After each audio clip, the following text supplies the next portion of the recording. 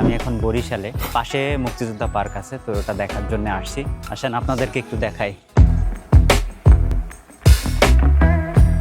যে কোনো জার্নির পরে একটা নিরিবিলি পরিবেশ পাইলে মনটা খুবই শান্ত হয়ে যায়।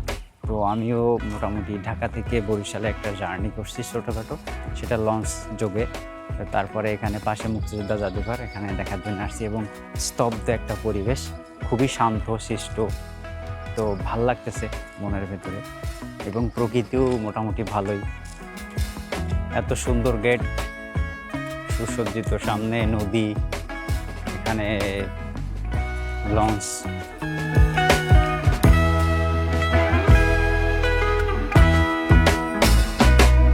জায়গাটা বেশ সুন্দর, পরিপাটি গোছানো, সাজানো। এর আগেও বরিশাল আসছি কিন্তু কখনো বের হয়ে দেখা হয় নাই যে কি অবস্থা।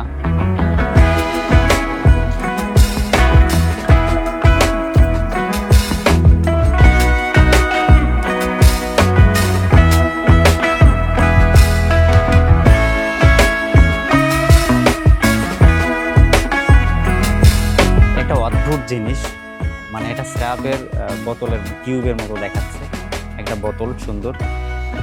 অবাক হলাম আমি প্রথম ভাবছি যে এটা মনে হয় আসলে বড় ধরনের একটা বোতল, কিন্তু না, এটা